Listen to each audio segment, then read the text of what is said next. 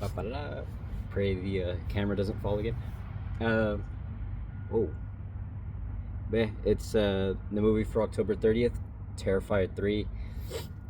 Man, just disappointed, honestly. Because I feel like with the second one, although I was on the fence about it, I still enjoyed it for what it was. Um, you know, I won't lie and say like there's some enjoyment to be had from a movie like that, and it scratches the itch. Not really my thing, but if I'm feeling adventurous, right? But with this one, more of the same, but also way less. It's bizarre because I feel like they were setting up all these like fantasy elements, like with the demon, and I thought that was very cool. And then obviously with like Sienna's character, she's in the second one, it's implied that she's kind of like destined to fight evil, and they explore that here, but not enough. It's kind of weird. I mean, like Sienna's character, she gets like completely sidelined in this movie. I felt like, um, the movie's called Terrifier, and Art's like the cover boy for it. But man, they spend way too much time on him. I feel like, and you need the blend with something like this. I mean, their stories are so intertwined, and they don't even react with one another until like closer to the end, and there's like maybe one or two moments where they come across each other, but they don't interact. It's bizarre. Um, but yeah, I feel like this movie just kind of needs like a rewrite in that regard.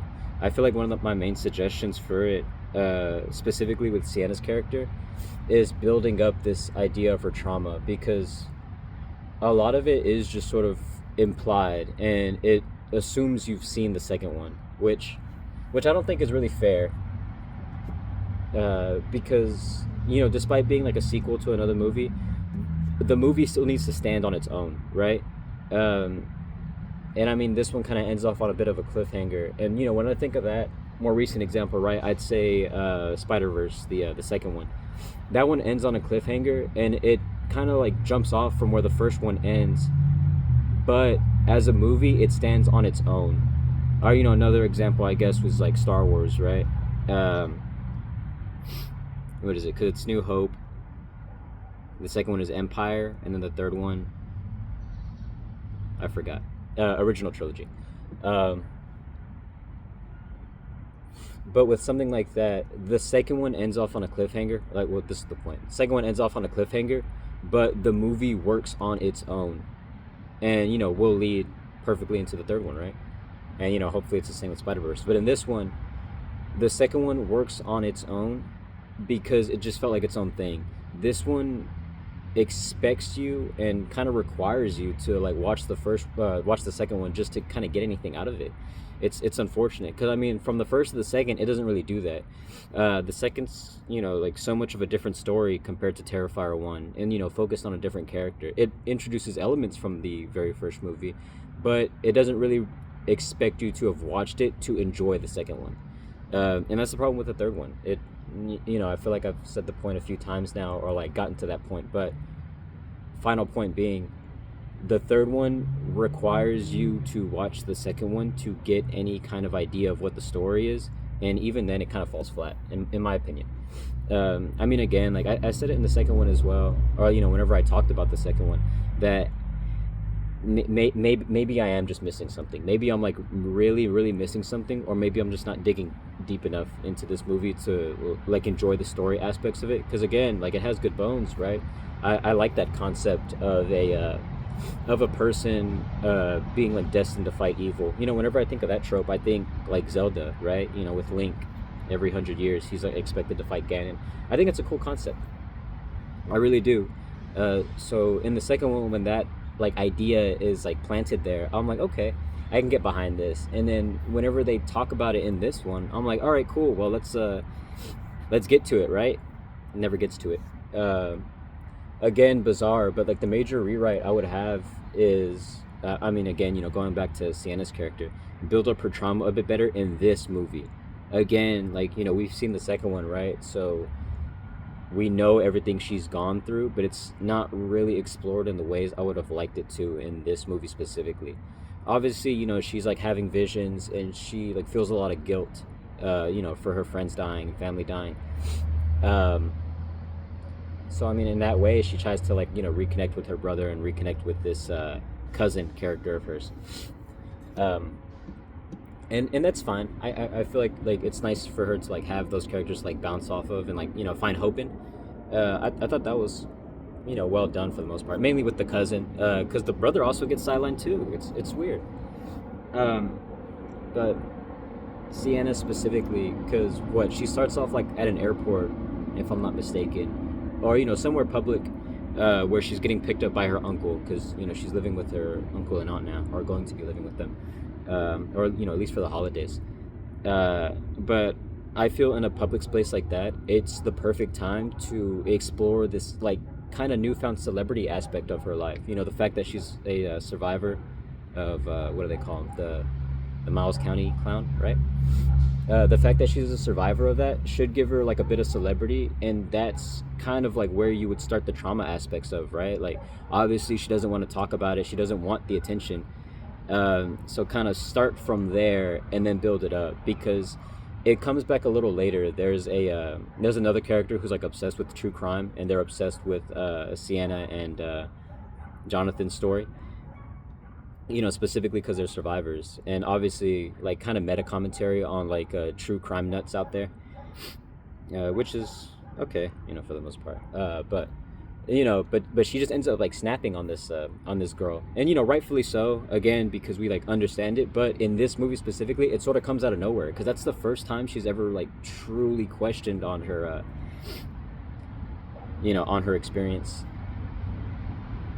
I'm like 90% positive. Like the aunt and uncle like say a few things here and there, and like they don't like truly understand what she's going through. But like that's the first time she's ever openly like questioned about the experience, and she just snaps. Again, makes sense because we've seen the second, but in this third one, it's not properly explored in my opinion, or not not explored to the way I would like it. But there needs to be a build up, I think, and then in that moment where she snaps, it's a lot more justified, or more justified than we know. Again, I've talked about it before. Say movies, like real life movies, and like people trying to like exploit off of it, and that's kind of how this true crime nut is in this movie. She like has a podcast about true crime stuff, so she's kind of like profiteering a little bit off people's suffering, and she like almost like finds enjoyment out of it too, right? Like she claims like, oh yeah, I'm just like obsessed with this stuff, I love this stuff. uh, Again, like interesting angle, and it's something that I've talked about before with like horror stuff specifically. And another example is like in Scream, the first one, right, with the news reporter woman. Again, so I mean, interesting concept, but it needs to be bigged up a little bit more. The celebrity that her and Jonathan have, I feel like. And then yeah, with like Jonathan being sidelined, he's like so timid, again, rightfully so. uh, and we only really get one scene kind of exploring how he's coping with the trauma, which again, unfortunate, because he was such a like major character in the last one. And then man, I called it too, because things are like building up in the last like 20 minutes, and I'm like, they're gonna kill off Jonathan off screen, aren't they? And obviously with the final interaction between Art the demon and Sienna, uh, yeah, they kill Jonathan off screen, and kind of lazy, in my opinion. uh, but oh well. And then I guess again, going back to Sienna, I feel like there's a few more scenes she could have had. It's bizarre that I'm saying that, because this movie's already 2 hours long, and I complained the first one, or the second one, being 2 hours long. Uh, Again, just like way too long. Uh, for this, it kind of works though, because I understand they're setting up for another one, or at least with this, the way the movie ends, right? They're setting up for another one after this, just to kind of complete Sienna's story. Um, but I feel there needed to be more scenes in between of her fighting against the demon, or like fighting against Art, to really big up how almost hopeless this like last interaction between all of them comes across, right? Because they sort of have like Sienna on the ropes the whole time. they sort of blindside her, and they start killing off her new family, and really just really just letting her have it. So obviously it's very hopeless, right? She turns it around too quick, and that's kind of a problem. And it's obviously like a writing thing, right? Like your hero needs to beat the evil, so you kind of have them get like beat down a little bit, but then they do the thing that switches it around, and I'm fine with that. I understand that completely. But it happens way too quick in this, and it doesn't feel deserved in the same way. Especially because, I mean, again, we didn't spend much time with Sienna in this one. I feel like an easy scene to have added is her going back to get the sword, and maybe having a fight with the demon there, or yeah, because like Art is somewhere else completely at this time. So maybe she tries to go get the sword, and she runs into the demon, and she has like a fight with the demon, and she wins that. Just to like show her like competence, or newfound competence with this weapon of hers. um I feel like that would have been like an easy scene just to add, and just pieces here and there of her being like taunted by the demon, but like overcoming it. I mean, again, because her cousin in this is like her rock, and like that keeps her grounded. um so just exploring that aspect more, and her like fighting off the demon before this final interaction, just to make the payoff of her, you know uh what's the word I'm looking for, I guess like withstanding the demon, because the demon tries to like take over her. But just to make that a bit more satisfying, the fact that she is like really strong, because I mean the demon just kind of says these things. She's like, wow, you're strong, huh? Wow, this, that. We're being told, and we haven't been shown the whole time, so it's unfortunate. I mean, again, they just spend way too much time on Art, and like creative kills and all that, like, but I was just getting really invested in this, like, more supernatural side of things. So that's why this movie really disappointed me. I mean, yeah, but I guess I'll cap it off here, because I feel like like that was my like major complaints, right? It's just like with the story side of things mainly. um yeah, I don't know. So just disappointing on that front. I feel like we just needed more time with Sienna, her character, because she kind of is, well, like, she's the main character, right? She's the protagonist that we're rooting for, and we don't really get a lot of time with her. But yeah, again, like, I could be completely wrong on this, so if I am, like, let me know. I really do feel like I'm like missing something, or maybe I'm just like trying to find something in it. um like that could be the case as well, but yeah, let me know, honestly. Personally, I don't know.